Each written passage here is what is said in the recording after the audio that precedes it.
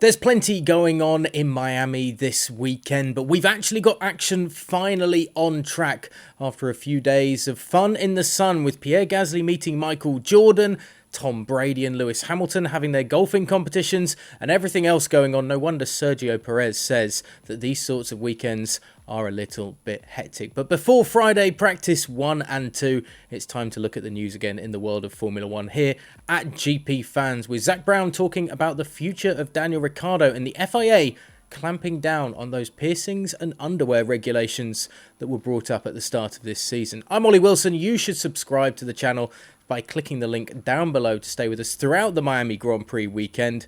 But let's get into the news headlines this Friday. The FIA has clarified its ban on non-regulatory underwear and body piercings ahead of this weekend's Miami Grand Prix, going a step further by making it part of official scrutineering. Motorsport's governing body caused a stir earlier this season when it announced a clampdown on underwear that failed to comply with the rules, as well as making clear that all piercings were prohibited. The issue of piercings prompted Lewis Hamilton to comment that some of his piercings were welded in and he would have to get them chopped off or something, with the British driver adding that they'll be staying in.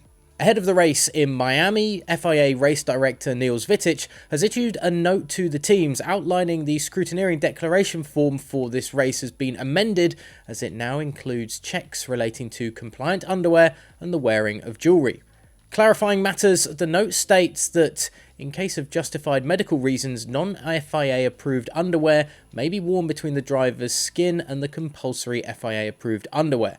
However, the use of synthetic, non-flame-proof materials in contact with the driver's skin is not authorised. With regard to the prohibition of body piercings or metal neck chains, drivers may be subject to checks before the start of the event. The FIA claimed that the wearing of jewellery underneath the required flame-proof clothing can reduce the protection afforded by this equipment. The note added that metallic objects such as jewellery in contact with the skin can also reduce heat transmission protection and thus may increase the risk of burn injuries in the event of any sort of fire.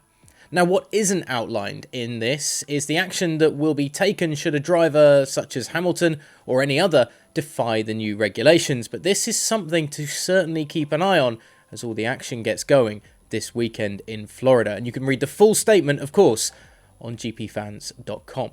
Elsewhere, McLaren CEO Zak Brown has been talking again, and he has hinted that talks over an extension to Daniel Ricciardo's stay with the team will come to an end by the end of this current season, but insisted that the team is in no rush.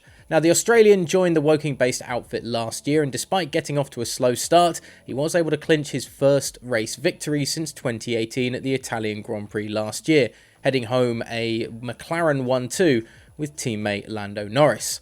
Norris was handed a new contract at the beginning of this term, which commits the British driver to the team for the next 4 years. Ricciardo's stock at the moment is currently fairly high, but McLaren is also interested in its IndyCar driver Patricio O'Ward and Andretti Autosport star Colton Herta, who both will be involved in tests with the team this year. Now, Brown told the F1 Nation podcast that a new deal for the Australian will probably come later this year, but added that the long-term future is also on his mind. We do like to think long out, hence doing some testing with Pato, doing some testing with Colton. We've got Ugo in Formula 4, who put it on pole in his first race, so I don't think you can ever plan too early, but there is no rush. So what do you make of Danny Ricciardo's future with McLaren? Is it all as crystal clear as Zak Brown's kind of suggesting? Is he going to have a new deal at the end of the season? Which of the two McLaren drivers would you rather back for the long-term future right now, Ricciardo or perhaps the young gun Lando Norris? Let us know in the comments section below. Love to know your thoughts as well on the piercings and the underwear regulations being brought in by the FIA. As I say, there's plenty to keep your eye on with that before the sessions this weekend, and you can follow all of it on gpfans.com and across our social media platforms at GPFans Global as well.